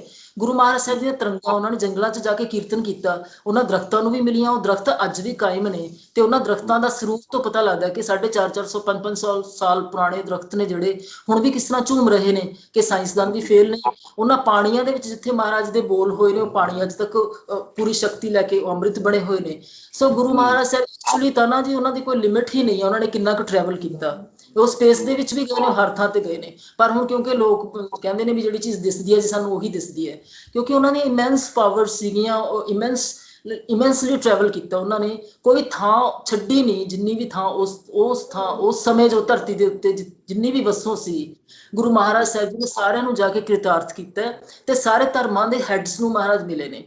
ਉਹ ਕੈਥੋਲਿਕ ਚਰਚ ਵਾਲਿਆਂ ਨੂੰ ਵੀ ਆਪਾਂ ਨੂੰ ਪਤਾ ਕਿ ਰੋਮ ਵੈਟੀਕਨ ਉੱਥੇ ਵੀ ਜਾ ਕੇ ਉਹਨੂੰ ਮਿਲੇ ਨੇ। ਤੇ ਉਹਨਾਂ ਨੇ ਮੁਸਲਮਾਨ ਧਰਮ ਦੇ ਜੋ ਮੱਕੇ ਮਦੀਨੇ ਵੀ ਗਏ ਨੇ, ਇਹ ਹਿੰਦੂਆਂ ਦੇ ਸਾਰੇ ਮਦੀਨਾ ਵੀ ਗਏ ਹੈਗੇ, ਬਗਦਾਦ ਵੀ ਗਏ ਹੈਗੇ, ਜੈਨੀਆਂ ਦੇ ਹੈਡਸ ਨੂੰ ਮਿਲੇ ਨੇ, ਬੋਧੀਆਂ ਨੂੰ ਮਿਲੇ ਨੇ। ਕੋਈ ਸੈਕਟ ਨਹੀਂ ਮਹਾਰਾਜ ਨੇ ਛੱਡਿਆ, ਹਰ ਇੱਕ ਨੂੰ, ਕਿਉਂਕਿ ਉਹ ਸਰਬ ਸਾਂਝੇ ਇਸੇ ਕਰਕੇ ਕਹੇ ਜਾਂਦੇ ਨੇ ਕਿ ਉਹਨਾਂ ਨੇ ਸਾਰਿਆਂ ਨੂੰ ਗਾਈਡ ਨਾਲ ਲਾਇਆ, ਸਾਰਿਆਂ ਨੂੰ ਉਪਦੇਸ਼ ਦਿੱਤਾ। ਜਿੱਥੇ ਕੋਈ ਅਟਕਿਆ ਹੋਇਆ ਸੀ ਨਾ ਆਪਣੀ ਸਾਧਨਾ ਦੇ ਵਿੱਚ, ਉਹਨੂੰ ਜਾ ਕੇ ਗਾਈਡ ਕੀਤਾ। ਉਹਨੂੰ ਇਹ ਨਹੀਂ ਕਿਹਾ ਕਿ ਤੁਸੀਂ ਆਪਣਾ ਧਰਮ ਛੱਡ ਕੇ ਤੁਸੀਂ ਇੱਧਰ ਆ ਜਾਓ, ਕਿਸੇ ਨੂੰ ਅਪਰੂਟ ਨਹੀਂ ਕੀਤਾ, ਪਿਆਰ ਨਾਲ ਉਸਨੂੰ ਸਮਝਾ ਕੇ ਧਰਮ ਦਾ ਸਹੀ ਸਰੂਪ ਦੱਸਿਆ ਵੀ ਕਿਸ ਤਰੀਕੇ ਨਾਲ ਪ੍ਰਮਾਤਮਾ ਨੂੰ ਤੁਸੀਂ ਮੰਨਣਾ ਹੈਗਾ ਜਾਂ ਪ੍ਰਮਾਤਮਾ ਨੂੰ ਪੂਜਾ ਕਿਵੇਂ ਕਰਨੀ। ਇਹ ਉਹਨਾਂ ਨੇ ਖਾਸ ਤੌਰ ਤੇ ਐਜੂਕੇਟ ਕੀਤਾ। ਇੱਕ ਮੈਡਮ ਇੱਕ ਦੋ ਗੱਲਾਂ ਲਾਸਟ ਵਿੱਚ, ਇਹ ਜਿਹੜੇ ਸਾਡੇ ਬਾਹਰਲੇ ਸਿੱਖ ਆ, ਇਹਨਾਂ ਕੋਲ ਅੱਛੀ ਗੱਲ ਹੈ, ਵਧੀਆ ਕੰਮ ਕਰਦੇ, ਵਿੱਚ ਵਿੱਚ NGO ਵੀ ਆਪ ਵੀ ਕੰਮ ਕਰਦੇ, ਪੈਸਾ ਵੀ ਇਹਨਾਂ ਨੇ ਚੰਗਾ ਕਮਾਇਆ ਹੈਗਾ। ਪਰ ਜਿਹੜਾ ਇੰਗਲਿਸ਼ ਵਿੱਚ ਜਾਂ ਹੋਰ ਲੈਂਗੁਏਜ ਵਿੱਚ ਜਿਹੜਾ ਲਿਟਰੇਚਰ ਆ ਸਿੱਖੀਜ਼ਮ ਤੇ, ਖਾਸ ਤੌਰ ਤੇ ਬਾਬੇ ਨਾਨਕ ਬਾਰੇ, ਉਹ ਬਹੁਤ ਘੱਟ ਆ। ਸਪੈਸ਼ਲੀ ਜਿਹੜੇ ਬਾਹਰਲੇ ਸਿੱਖਸ ਆ, ਇਹਨਾਂ ਨੂੰ ਰਲ ਕੇ ਹੋਰ ਲੈਂਗੁਏਜ ਵਿੱਚ ਬਾਬੇ ਨਾਨਕ ਦੀਆਂ ਕਿਤਾਬਾਂ ਨਹੀਂ ਛਪਾਉਣੀਆਂ ਚਾਹੀਦੀਆਂ, ਤਾਂ ਕਿ ਆ ਜਿਹੜਾ ਕਿਉਂਕਿ ਅੱਧੀ ਤੋਂ ਜ਼ਿਆਦਾ ਦੁਨੀਆ ਤਾਂ ਇਸੇ ਕਰਕੇ ਵਿਰਵੀ ਹੈ ਇਸ ਚੀਜ਼ ਤੋਂ ਨਾ, ਕਿਉਂਕਿ ਉਹਨਾਂ ਨੂੰ ਲੈਂਗੁਏਜ ਪ੍ਰੋਬਲਮ ਹੈ, ਜਿਹੜਾ ਲੈਂਗੁਏਜ ਬੈਰੀਅਰ ਹੈ ਨਾ, ਇਸ ਨੂੰ ਉਹ ਕਿਸ ਤਰ੍ਹਾਂ ਸਮਝਣਗੇ ਉਹ। ਪਰ ਜਿਨ੍ਹਾਂ ਨੂੰ ਸਮਝ ਜਿੰਨੀਆਂ ਵੀ ਕਿਤਾਬਾਂ ਹੁਣ ਮੈਂ ਵੀ ਇੱਕ ਇੰਗਲਿਸ਼ ਦੇ ਵਿੱਚ ਲਿਖੀ ਹੈ ਮਹਾਰਾਜ ਜੀ ਬਾਰੇ, ਜਿੰਨੀਆਂ ਵੀ ਕਿਤਾਬਾਂ ਤੁਸੀਂ ਹੋਰਾਂ ਲੈਂਗੁਏਜਸ ਦੇ ਵਿੱਚ ਲਿਖ ਕੇ ਤੁਸੀਂ ਡਿਸਟ੍ਰੀਬਿਊਟ ਕਰੋਗੇ, ਸੋ ਸਾਰੀ ਜਿਹੜੀ ਸਾਰੀ ਹਿਊਮੈਨਿਟੀ ਦਾ ਹੱਕ ਹੈ ਨਾ ਉਹਨਾਂ ਦੇ ਉੱਤੇ, ਸਭ ਨੂੰ ਹੱਕ ਹੈ ਕਿ ਉਹਨਾਂ ਬਾਰੇ ਪੜ੍ਹਨ ਜਾਣਨ ਉਹ ਕੀ ਹੈ, ਸ੍ਰੀ ਗੁਰੂ ਗ੍ਰੰਥ ਸਾਹਿਬ ਜੀ ਕੀ ਨੇ, ਮਹਾਰਾਜ ਜੀ ਦੀ ਬਾਣੀ ਕੀ ਹੈ। ਸੋ ਇਹ ਤਾਂ ਬਹੁਤ ਜ਼ਰੂਰੀ ਹੈ, ਸਾਰੇ ਇੰਟੈਲੈਕਚੁਅਲਸ ਨੂੰ, ਉਹਨਾਂ ਵਿਦਵਾਨਾਂ ਨੂੰ ਚਾਹੀਦਾ ਕਿ ਇਸ ਪਾਸੇ ਆਪਣਾ ਝੁਕਾਅ ਕਰਨ। ਪਰ ਨਾਲ ਦੀ ਨਾਲ ਉਹਨਾਂ ਨੂੰ ਜਿਹੜੇ ਸੋ ਕਾਲਡ ਇੰਟੈਲੈਕਚੁਅਲਸ ਨੇ, ਉਹ ਥੋੜੇ ਜਿਹੇ ਸਮਝ ਲਓ ਉਹਨਾਂ 'ਚ ਇਗੋਇਜ਼ਮ ਹੈ ਜਾਂ ਕੁਛ ਹੈ, ਉਹ ਜਿਹੜੀ ਮਹਾਰਾਜ ਜੀ ਦੀ ਜਿਹੜੀ ਅਸਲੀ ਫਿਲੋਸਫੀ ਹੈ ਨੂੰ ਆਪਣੇ ਪੁਆਇੰਟ ਆਫ ਵਿਊ ਤੋਂ ਦੇਖਦੇ ਨੇ, ਉਹਨਾਂ ਨੂੰ ਸਮਝ ਨਹੀਂ ਆਉਂਦੀ, ਅਬਜ਼ੋਰਬ ਨਹੀਂ ਕਰ ਰਹੇ। ਸੋ ਉਹ ਬੜਾ ਉਹ ਦੁਚਿੱਤੀ ਪੈਦਾ ਕਰ ਰਹੇ ਨੇ ਕਿ ਨਹੀਂ ਆਹ ਨਹੀਂ ਹੋ ਸਕਦਾ, ਆਹ ਨਹੀਂ ਹੋ ਸਕਦਾ। ਜ਼ਰੂਰੀ ਨਹੀਂ ਕਿ ਜਿਹੜੀ ਚੀਜ਼ ਦਿਸਦੀ ਹੋਵੇ ਉਹੀ ਦਿਸਦੀ ਹੈ ਸਾਨੂੰ, ਕੁਛ ਚੀਜ਼ਾਂ ਸਾਡੇ ਅਨੁਭਵ ਦੀਆਂ, ਸਾਡੇ ਦਿਲ ਦੀਆਂ ਵੀ ਚੀਜ਼ਾਂ ਨੇ, ਸਾਰੀਆਂ ਦਿਮਾਗ ਦੀਆਂ ਚੀਜ਼ਾਂ ਨਹੀਂ ਹੈ। ਸੋ ਮਹਾਰਾਜ ਜੀ ਨੂੰ ਸਮਝਣ ਲਈ ਨਾ ਆਪਣਾ ਦਿਲ ਤਿਆਰ ਕਰਨਾ ਪੈਂਦਾ, ਆਪਣੇ ਅੰਦਰੋਂ ਆਪਣੇ ਅਨੁਭਵ, ਫਿਰ ਤੁਹਾਨੂੰ ਆਪਣੇ ਆਪ ਸੀਕ੍ਰੇਟਸ ਖੁੱਲਦੇ ਜਾਂਦੇ ਨੇ ਅੰਦਰ ਹੀ ਅੰਦਰ। ਜਦੋਂ ਤੁਸੀਂ ਇਸ ਜ਼ੋਨ ਦੇ ਵਿੱਚ ਪਹੁੰਚ ਜਾਂਦੇ ਹੋ ਨਾ, ਉਹਨਾਂ ਦੀ ਕਿਰਪਾ ਦੇ ਜ਼ੋਨ 'ਚ, ਜਿਹਨੂੰ ਕਰਮ ਖੰਡ ਜਾਂ ਗ੍ਰੇਸ ਦਾ ਖੰਡ ਕਿਹਾ ਜਾਂਦਾ ਨਾ, ਉਹਨਾਂ ਨੂੰ ਜਦੋਂ ਤੁਸੀਂ ਅਰਦਾਸ ਕਰਕੇ ਕੋਈ ਕੰਮ ਸ਼ੁਰੂ ਕਰਦੇ ਹੋ ਤੇ ਉਸ ਜ਼ੋਨ 'ਚ ਪਹੁੰਚਦੇ ਹੋ, ਉਹ ਤੁਹਾਨੂੰ ਆਪਣੇ ਆਪ ਆਪਣੇ ਸੀਕ੍ਰੇਟਸ ਰਿਵੀਲ ਕਰਦੇ ਨੇ ਹੌਲੀ ਹੌਲੀ। ਸੋ ਜਿਹੜੇ ਅਨੁਭਵੀ ਮਹਾਂਪੁਰਸ਼ ਨੇ ਨਾ, ਉਹਨਾਂ ਨੂੰ ਵੀ ਸਮਝਣਾ ਚਾਹੀਦਾ, ਜਾਣਨਾ ਚਾਹੀਦਾ ਕਿ ਉਹ ਕੀ ਦੱਸਦੇ ਨੇ ਗੁਰੂ ਮਹਾਰਾਜ ਜੀ ਬਾਰੇ। ਇਸ ਕਰਕੇ ਸਾਡੇ ਤੇ ਇਫੈਕਟ ਨਹੀਂ ਹੁੰਦਾ। ਜਿਹੜੇ ਹੁਣ ਜਿੰਨੇ ਵੀ ਪ੍ਰੋਫੈਸਰਸ, ਡਾਕਟਰਸ, ਜਿੰਨੇ ਲੋਕ ਨੇ ਨਾ, ਇਹ ਆਪਣੇ ਵਿਊ ਪੁਆਇੰਟ ਤੋਂ, ਆਪਣੀ ਥੋੜੀ ਜਿਹੀ ਹਉਮੈ ਦੇ ਵਿੱਚੋਂ ਗੱਲ ਕਰਦੇ ਨੇ ਤੇ ਆਪਣੇ ਆਪ ਨੂੰ ਡਾਕਟਰ ਸਾਹਿਬ ਅਖਵਾਉਂਦੇ ਨੇ, ਪਰ ਮਹਾਰਾਜ ਜੀ ਦਾ ਸਿੱਧਾ ਨਾਮ ਲੈ ਕੇ ਬੁਲਾਉਂਦੇ ਨੇ। ਜਿੱਥੇ ਸ਼ਰਧਾ ਨਹੀਂ ਹੈ, ਰਿਸਪੈਕਟ ਨਹੀਂ ਹੈ, ਪਿਆਰ ਨਹੀਂ ਹੈ, ਜਿੱਥੇ ਇਹ ਨਹੀਂ ਪਤਾ ਕਿ ਕਿਹੜੀ ਹਸਤੀ ਦੀ ਅਸੀਂ ਗੱਲ ਕਰ ਰਹੇ ਹਾਂ, ਸੋ ਉੱਥੇ ਨੈਚੁਰਲੀ ਉਹਨਾਂ ਨੂੰ ਉਹ ਚੀਜ਼ ਮਿਲ ਵੀ ਨਹੀਂ ਸਕਦੀ। ਅੰਦਰ ਉਹਨਾਂ ਦੇ ਉਸ ਤਰ੍ਹਾਂ ਮਰਜੇ ਹੋਏ, ਭਰੇ ਹੋਏ ਨਹੀਂ ਹੈਗੇ ਉਹਨਾਂ ਦੇ ਅਹਿਸਾਸ ਨਾਲ। ਸੋ ਉਹਨਾਂ ਨੂੰ ਅਹਿਸਾਸ ਨਾਲ ਮਹਿਸੂਸ ਕਰਕੇ ਜਦੋਂ ਉਹ ਫਿਰ ਆਪੇ ਬਖਸ਼ਿਸ਼ ਕਰਦੇ ਨੇ, ਜਦੋਂ ਕੁਝ ਬਾਹਰ ਆਉਂਦਾ ਨਾ, ਉਹ ਇਫੈਕਟਿਵ ਹੁੰਦਾ, ਉਹ ਹਰ ਬੰਦੇ ਦੇ ਦਿਲ ਨੂੰ ਹਿਲਾ ਜਾਂਦਾ ਅੰਦਰੋਂ ਜਾ ਕੇ ਨਾ। ਸੋ ਇਸ ਤਰ੍ਹਾਂ ਦੀ ਰਾਈਟਿੰਗਸ ਬਹੁਤ ਜ਼ਰੂਰੀ ਨੇ ਕਿ ਜਿਹਦੇ ਵਿੱਚ ਤੁਹਾਡੇ ਅਹਿਸਾਸ ਬਲਬਲੇ ਵੀ ਭਰੇ ਹੋਏ ਹੋਣ। ਤੇ ਇਹ ਜਿਹੜੀ ਬੁੱਕ ਹੈ, ਮੈਂ ਜਿਸ ਤਰ੍ਹਾਂ ਅੰਦਰੋਂ ਵੀ ਮਹਾਰਾਜ ਸਾਹਿਬ ਨੇ ਗਾਈਡ ਕੀਤਾ ਹੈ, ਪੋਇਟਿਕ ਅੰਦਾਜ਼ ਦੇ ਵਿੱਚ ਵੀ ਹੈ ਕਿ ਇਹਦੀ ਮਤਲਬ ਕਾਵਮਈ ਆਪੇ, ਜਿੱਥੇ ਪਿਆਰ ਹੁੰਦਾ ਤੁਹਾਡੀ ਸ਼ੈਲੀ ਕਾਵਮਈ ਹੋ ਜਾਂਦੀ ਹੈ। ਸੋ ਇਹ 'ਚ ਬਹੁਤ ਟੂਕਾਂ ਕਵਿਤਾਵਾਂ ਦੀਆਂ ਤੇ ਹੋਰ ਸਾਰੇ ਮਤਲਬ ਅੰਦਰੋਂ ਜੋ ਫੁੱਟਦਾ ਸੀ ਉਹ ਉਸ ਤਰ੍ਹਾਂ ਸਿੱਧਾ ਲਿਖਿਆ ਸੀ। ਇਸ ਕਰਕੇ ਜਿੰਨਾ ਰਿਸਪੌਂਸ ਅੱਜ ਤੱਕ ਆਇਆ ਹੈ, ਸਭ ਨੇ ਮਤਲਬ ਇਹੀ ਮਹਿਸੂਸ ਕੀਤਾ ਕਿ ਮਹਾਰਾਜ ਦਾ ਪਿਆਰ ਅੰਦਰੋਂ ਫੁੱਟ ਰਿਹਾ ਹੈ। ਪਿਆਰ ਦੇ ਵਿੱਚ ਫਿਰ ਤੁਸੀਂ ਸਭ ਕੁਝ ਐਕਸੈਪਟ ਕਰਦੇ ਹੋ, ਆਪਣੇ ਪਿਆਰੇ ਦੀ ਹਰ ਚੀਜ਼ ਤੁਹਾਨੂੰ ਜਾਇਜ਼ ਲੱਗਦੀ ਹੈ। ਤੇ ਜੇ ਇੰਟੈਲੈਕਟ ਨਾਲ ਸੋਚੋਗੇ ਨਾ, ਗੁਰਬਾਣੀ ਇੰਟੈਲੈਕਟ ਦੀ ਹੱਦ ਤੋਂ ਬਹੁਤ ਪਾਰ ਹੈ, ਤੇ ਤੁਹਾਨੂੰ ਫਿਰ ਇਸ ਤਰ੍ਹਾਂ ਸਮਝ ਨਹੀਂ ਆਉਂਦੀ ਉਹਨਾਂ ਦੀ ਗੱਲ। ਵਿੱਚ ਪਿਆਰ ਤੇ ਸ਼ਰਧਾ ਦੀ ਗੱਲ ਕਰਨੀ ਬਹੁਤ ਜ਼ਰੂਰੀ ਹੈ, ਭਾਵਨਾ ਦੀ। ਹਾਂਜੀ, ਇੱਕ ਲਾਸਟ ਸਵਾਲ ਮੈਡਮ, ਜਿਵੇਂ ਤੁਸੀਂ ਥੋੜਾ ਜਿਹਾ ਇਸ਼ਾਰਾ ਵੀ ਕੀਤਾ ਹੈਗਾ, ਜਿੰਨੇ ਕੁ ਬਹੁਤ ਸਾਰੇ ਧਾਰਮਿਕ ਡੇਰੇ ਆ, ਉਹ ਬਾਬੇ ਨਾਨਕ ਦੀ ਬਾਣੀ ਦੇ ਜਾਂ ਗੁਰੂ ਗ੍ਰੰਥ ਸਾਹਿਬ ਦੀ ਬਾਣੀ ਦੇ ਅਰਥ ਉਹ ਆਪਣੇ ਪੁਆਇੰਟ ਆਫ ਵੀ ਨਾ ਕਰੀ ਜਾਂਦੇ, ਉਹ ਲੋਕਾਂ ਨੂੰ ਗੁੰਮਰਾਹ ਕਰੀ ਜਾਂਦੇ ਹੈਗੇ ਆ ਵੀ ਜਿਹੜਾ ਜੋ ਗੁਰਬਾਣੀ ਦਾ ਜਾਂ ਗੁਰੂ ਨਾਨਕ ਦਾ ਮੁੱਖ ਉਦੇਸ਼, ਕਿਤੇ ਵੀ ਗਏ ਉਹਨਾਂ ਨੇ ਪ੍ਰਮਾਤਮਾ ਨਾਲ ਇਨਸਾਨਾਂ ਨੂੰ ਜੋੜਿਆ ਹੈਗਾ। ਇਹਦੇ ਬਾਰੇ ਲੋਕਾਂ ਦੇ ਅਵੇਅਰਨੈਸ ਲਈ ਕੀ ਕੁਝ ਮਤਲਬ, ਫਿਰ ਇਹ ਜਿਹੜੇ ਕੁਛ ਕੁ ਜਿਹੜੇ ਇਹ ਵੀ ਮੇਰੇ ਨੋਟਿਸ ਵਿੱਚ ਆਇਆ ਹੈਗਾ, ਕੁਛ ਕੁ ਜਿਹੜੀਆਂ ਸੰਸਥਾਵਾਂ ਆਉਂਦੀਆਂ ਲੋਕਾਂ ਦੇ ਰਿਲੀਜੀਅਸ ਸੈਂਟੀਮੈਂਟਸ ਐਕਸਪਲੋਇਟ ਕਰਕੇ ਉਹ ਆਪਣੇ ਨਿੱਜੀ ਪੈਸੇ ਪੂਸੇ ਇਕੱਠੇ ਕਰਦੇ ਹੈਗੇ। ਇੱਦਾਂ ਦਾ ਕੋਈ ਮੈਸੇਜ ਜ਼ਰੂਰ ਸਾਡੀ ਸੁਸਾਇਟੀ ਨੂੰ ਦਿਓ ਜਾਂਦੇ ਜਾਂਦੇ। ਹਾਂਜੀ, ਦੇਖੋ ਇਹ ਬਹੁਤ ਹੀ ਵੱਡਾ ਪਾਪ ਹੈ, ਕੋਈ ਧਰਮ ਦੀ ਦੁਨੀਆ ਦੇ ਵਿੱਚ ਆ ਕੇ ਇਸ ਤਰ੍ਹਾਂ ਕਰੇ ਨਾ। ਗੁਰੂ ਗੋਬਿੰਦ ਸਿੰਘ ਸਾਹਿਬ ਜੀ ਨੇ ਕਿਹਾ ਕਿ ਉਸ ਤੋਂ ਪਾਪ ਵੀ ਸ਼ਰਮਾਉਂਦਾ ਹੈ, ਪਾਪ ਵੀ ਸ਼ਰਮਾ ਜਾਂਦਾ ਜੇ ਕੋਈ ਧਾਰਮਿਕ ਬੰਦਾ ਹੋ ਕੇ ਫਿਰ ਇਸ ਤਰ੍ਹਾਂ ਮਿਸਗਾਈਡ ਕਰੇ, ਕਿਉਂਕਿ ਉਹਦੇ ਮਗਰ ਬਹੁਤ ਦੁਨੀਆ ਹੁੰਦੀ ਹੈ ਤੇ ਇੱਕ ਦਾ ਨੁਕਸਾਨ ਨਹੀਂ, ਫਿਰ ਬਹੁਤ ਜੜਿਆਂ ਦਾ ਨੁਕਸਾਨ ਹੋ ਜਾਂਦਾ ਹੈ।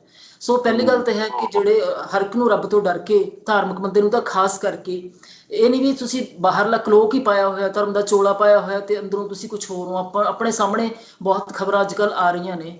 ਸੋ ਇਹ ਉਹਨਾਂ ਨੂੰ, ਉਹਨਾਂ ਦੀ ਆਤਮਾ ਨੂੰ, ਉਹਨਾਂ ਨੂੰ ਪਛਾਣਨਾ ਚਾਹੀਦਾ ਕਿ ਅੰਦਰਲੀ ਆਵਾਜ਼ ਕੀ ਹੈ, ਕਿ ਸਾਨੂੰ ਕੀ ਕਰਨਾ ਚਾਹੀਦਾ ਹੈ। ਦੂਸਰਾ, ਲੋਕਾਂ ਨੂੰ ਵੀ ਅਵੇਅਰ ਹੋਣਾ ਚਾਹੀਦਾ ਜੀ। ਵੈਸੇ ਪਤਾ ਲੱਗ ਹੀ ਜਾਂਦਾ ਹੈ, ਜੇ ਤੁਸੀਂ ਦਿਲੋਂ ਗੁਰੂ ਮਹਾਰਾਜ ਸਾਹਿਬ ਨੂੰ ਪਿਆਰ ਕਰਦੇ ਹੋ, ਸਤਿਕਾਰ ਕਰਦੇ ਹੋ ਨਾ, ਤੁਹਾਡੀ ਆਤਮਾ ਇੱਕ ਅੰਦਰੋਂ, ਸਾਡੀ ਸਿਕਸਥ ਸੈਂਸ ਹੈ, ਸਾਨੂੰ ਖੁਦ ਹੀ ਪਤਾ ਲੱਗ ਜਾਂਦਾ ਵੀ ਇਹ ਬੰਦਾ ਠੀਕ ਕਹਿ ਰਿਹਾ ਜਾਂ ਨਹੀਂ ਠੀਕ ਕਹਿ ਰਿਹਾ। ਸੋ ਜਦ ਤੱਕ ਤੁਹਾਨੂੰ ਹੁਲਾਰਾ ਨਹੀਂ ਨਾ ਆਉਂਦਾ ਅੰਦਰੋਂ ਕਿਸੇ ਦੀ ਗੱਲ ਸੁਣ ਕੇ, ਗੁਰੂ ਮਹਾਰਾਜ ਸਾਹਿਬ ਜੀ ਦੀ ਗੱਲ ਨੂੰ ਇਹ ਅੱਗੋਂ ਫੈਲਾ ਰਿਹਾ ਜਾਂ ਇਹ ਗਲਤ ਪ੍ਰਚਾਰ ਕਰ ਰਿਹਾ, ਤੁਹਾਨੂੰ ਅੰਦਰੋਂ ਹੀ ਆਵਾਜ਼ ਆ ਜਾਂਦੀ ਹੈ ਇੱਕ। ਸੋ ਖੁਦ ਵੀ ਤੁਹਾਨੂੰ ਅਵੇਅਰ ਹੋਣਾ ਚਾਹੀਦਾ ਹੈ। ਮੇਨ ਗੱਲ ਹੈ ਕਿ ਤੁਹਾਡੀ ਸਾਧਨਾ ਜ਼ਰੂਰੀ ਹੈ। ਆਪਣੇ ਅੰਦਰ ਜੋ ਤੁਹਾਨੂੰ ਦੇਖਣ ਦੀ ਸਮਰੱਥਾ ਆ ਜਾਂਦੀ ਹੈ ਨਾ, ਤੁਸੀਂ ਡਿਫਰੈਂਸ਼ੀਏਟ ਕਰ ਸਕਦੇ ਹੋ ਬਿਟਵੀਨ ਰਾਈਟ ਐਂਡ ਰੋਂਗ। ਫਿਰ ਤੁਸੀਂ ਕਦੇ ਕਿਸੇ ਦੇ ਹੱਥੇ ਨਹੀਂ ਚੜ ਸਕਦੇ ਇਸ ਤਰ੍ਹਾਂ। ਤੇ ਬਾਕੀ ਜਿਹੜਾ ਕੋਈ ਗੁਰੂ ਮਹਾਰਾਜ ਸਾਹਿਬ ਜੀ ਨਾਲ ਜੋੜਦਾ, ਉਹਨਾਂ ਦੀ ਸਿੱਖਿਆਵਾਂ ਨਾਲ ਜੋੜਦਾ ਹੈ, ਐਸੇ ਮਹਾਂਪੁਰਸ਼ ਹੈਗੇ, ਉਹਨਾਂ ਦਾ ਬਿਲਕੁਲ ਉਹਨਾਂ ਨੂੰ ਅਨੇਕਾਂ ਵਾਰ ਨਮਸਕਾਰ ਕਰਨੀ ਬਣਦੀ ਹੈ ਕਿ ਉਹ ਜੋੜਦੇ ਨੇ ਤੇ ਉਹ ਆਪਣੇ ਨਾਮ ਨਾਲ ਨਹੀਂ ਜੋੜਦੇ। ਪਰ ਜਿਹੜੇ ਕੁਝ ਐਸੇ ਨੇ ਜਿਹੜੇ ਕਿ ਸਿਰਫ ਪੈਸੇ ਪਿੱਛੇ ਜਾਂ ਆਪਣੀ ਪਦਵੀ ਪਿੱਛੇ ਜਾਂ ਇਸ ਤਰ੍ਹਾਂ ਕੋਈ ਆਪਣੇ ਸੈਲਫਿਸ਼ ਮੋਟਿਵ ਪਿੱਛੇ ਦੁਨੀਆ ਨੂੰ ਗੁੰਮਰਾਹ ਕਰਦੇ ਨੇ, ਉਹਨਾਂ ਦਾ ਵੀ ਹੌਲੀ ਹੌਲੀ ਪਤਾ ਲੱਗ ਹੀ ਜਾਂਦਾ ਹੈ। ਪਰ ਮੇਨ ਗੱਲ ਹੈ ਕਿ ਜੇ ਤੁਸੀਂ ਅੰਦਰ ਆਪਣੇ ਪਹਿਲਾਂ ਅੰਦਰ ਉਤਰੋ, ਗੁਰੂ ਮਹਾਰਾਜ ਸਾਹਿਬ ਜੀ ਦੀ ਬਾਣੀ ਵੱਧ ਤੋਂ ਵੱਧ ਪੜ੍ਹੋ, ਨਾਮ ਜਪੋ, ਤੇ ਉਹਨਾਂ ਨੂੰ ਅੰਦਰੋਂ ਹੀ ਅਰਦਾਸ ਕਰੋ ਕਿ ਸਾਨੂੰ ਤੁਸੀਂ ਮਿਲਾਇਆ ਵੀ। ਆਪਾਂ ਅਰਦਾਸ ਕਰਦੇ ਹਾਂ ਨਾ, ਸਹੀ ਪਿਆਰੇ ਮੇਲ ਜਿਨ੍ਹਾਂ ਤੇਰਾ ਮਿਲਿਆ ਤੇਰਾ ਨਾਮ ਚਿਤਾਵੇ, ਸਾਨੂੰ ਮਿਲਾਓ ਵੀ ਐਸੇ ਬੰਦਿਆਂ ਨੂੰ ਕਿ ਸਾਨੂੰ, ਕਿਉਂਕਿ ਜ਼ਿੰਦਗੀ ਤਾਂ ਇੱਕ ਹੈ ਨਾ ਜੀ, ਅਸੀਂ ਚਾਂਸ ਨਹੀਂ ਲੈ ਸਕਦੇ ਕਿ ਅਸੀਂ ਗਲਤ ਬੰਦੇ ਨੂੰ ਚੂਜ਼ ਕਰ ਲਈਏ ਫਿਰ ਦੁਬਾਰਾ ਤੋਂ ਅਸੀਂ ਯਾਤਰਾ ਸ਼ੁਰੂ ਨਹੀਂ ਕਰਨਾ ਚਾਹੁੰਦੇ। ਸੋ ਫਿਰ ਤੁਹਾਨੂੰ ਨਾ ਅੰਦਰਲੀ ਅੱਖ ਇੱਕ ਮਿਲ ਜਾਂਦੀ ਹੈ, ਤੁਹਾਨੂੰ ਖੁਦ ਹੀ ਪਤਾ ਲੱਗਦਾ ਕਿ ਆ ਹੈ ਬੰਦਾ ਜਿਹੜਾ ਅਸਲੀ, ਜਿਹੜਾ ਜੁੜਿਆ ਹੋਇਆ ਪ੍ਰਮਾਤਮਾ ਨਾਲ। ਕੋਟਨ ਮੈਂ ਨਾਨਕ ਕੋ ਨਾਰਾਇਣ ਜਿਹੇ ਚੀਤ, ਜਾਂ ਜਿਨ੍ਹਾਂ ਬਾਰੇ 10ਵੇਂ ਪਾਤਸ਼ਾਹ ਜੀ ਨੇ ਕਿਹਾ ਕਿ ਹਰ ਹਰ ਜਨ ਦੋ ਏਕ ਹੈ, ਬਿਬ ਵਿਚਾਰ ਕੱਛ ਨਾ ਹੈ। ਉਹ ਇੱਕੋ ਜਿਹੇ, ਉਹਨਾਂ ਦਾ ਇੱਕ ਹੀ ਰੂਪ ਹੁੰਦਾ। ਉਹ ਸਵੈ ਗੁਰੂ ਤੋਂ ਤੇ ਪ੍ਰਮਾਤਮਾ ਤੋਂ ਹੋਰ ਕੋਈ ਗੱਲ ਹੀ ਨਹੀਂ ਕਰਦੇ। ਉਹਨਾਂ ਦੇ ਚਿਹਰੇ ਦਾ ਨੂਰ ਹੀ ਵੱਖਰਾ ਹੁੰਦਾ, ਔਰ ਪਤਾ ਲੱਗ ਜਾਂਦਾ ਕਿ ਇਹ ਅੰਦਰੋਂ ਜੁੜਿਆ ਹੋਇਆ ਬੰਦਾ ਹੈ।